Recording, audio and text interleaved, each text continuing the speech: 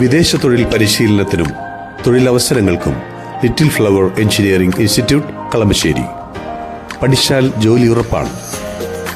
വിദ്യാർത്ഥി പ്രക്ഷോഭങ്ങളെയും പ്രതിപക്ഷ പ്രതിഷേധങ്ങളെയും എന്നത്തെയും പോലെ അടിച്ചമർത്താൻ നോക്കിയ കേന്ദ്ര സർക്കാരിന് ഒടുവിൽ പ്രതിപക്ഷ നേതാവ് രാഹുൽ ഗാന്ധിക്ക് മുന്നിൽ തലകുനിക്കേണ്ടി വന്നിരിക്കുകയാണ്. ഡൽഹിയിൽ രാഹുൽ ഗാന്ധിയുടെയും പ്രതിപക്ഷ കക്ഷികളുടെയും നേതൃത്വത്തിൽ നടന്ന അതിശക്തമായ പ്രതിഷേധത്തെ അനുനയിപ്പിക്കാൻ പ്രധാനമന്ത്രിയുടെ ദൂതനായി കേന്ദ്രമന്ത്രി ജിതേന്ദ്ര സിംഗ് നേരിട്ടെത്തി ചർച്ച നടത്തുന്ന അസാധാരണ കാഴ്ചയ്ക്കാണ് രാജ്യം സാക്ഷ്യം വഹിച്ചത്. വർഷങ്ങളായി പ്രതിപക്ഷത്തിന്റെ ഏതൊരു പ്രതിഷേധത്തെയും കണ്ണിലെന്ന് നടിക്കുകയും കേസെടുത്തും ഏജൻസികളെ വിട്ട് അടിച്ചമർത്തുകയും ചെയ്തിരുന്ന നരേന്ദ്രമോദി സർക്കാർ രാഹുൽ ഗാന്ധിയുടെ അരികിലേക്ക് ഒരു യൂണിയൻ മന്ത്രിയെ തന്നെ ചർച്ചയ്ക്കായി അയച്ചത് രാഷ്ട്രീയ വൃത്തങ്ങളിൽ വലിയ ഞെട്ടലാണ് ഉണ്ടാക്കിയിരിക്കുന്നത്.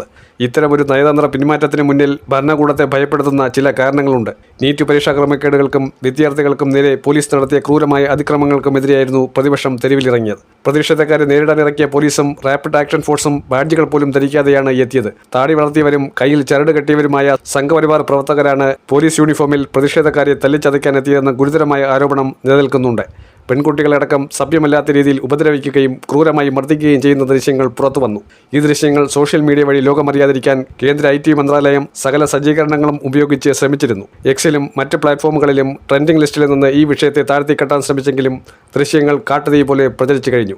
ഇത് കേവലം കോൺഗ്രസ് അല്ലെങ്കിൽ പ്രതിപക്ഷ അനുഭാവികളിലേക്ക് മാത്രമല്ല, BJPക്കും നരേന്ദ്രമോദിക്കും വോട്ട് ചെയ്ത സാധാരണക്കാരായ കുടുംബങ്ങളിലേക്കും എത്തിയത് കേന്ദ്ര നേതൃത്വത്തെ പ്രതിരോധത്തിലാക്കിയിട്ടുണ്ട്.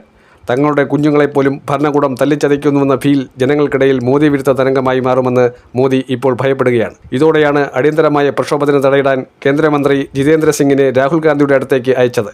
എന്നാൽ പാർലമെന്റിൽ വിഷയം ചർച്ച ചെയ്യണമെന്നും വിദ്യാഭ്യാസ മന്ത്രി ധർമ്മേന്ദ്ര പ്രധാനെ പുറത്താക്കണമെന്നും രാഹുൽ ഗാന്ധി ഉറപ്പിച്ചു പറഞ്ഞതോടെ കേന്ദ്ര ദൂതൻ നിരാശനായി മടങ്ങുകയായിരുന്നു. കഴിഞ്ഞ 12 വർഷമായി ഇന്ത്യയിൽ വികസനം പറയുന്നതിന് പകരം വർഗീയ വിഭജന രാഷ്ട്രീയവും മുൻ സർക്കാരുകളെയും പ്രതിപക്ഷത്തെയും പഴിചേരുന്ന തന്ത്രമാണ് മോദി സർക്കാർ പയറ്റുന്നത്.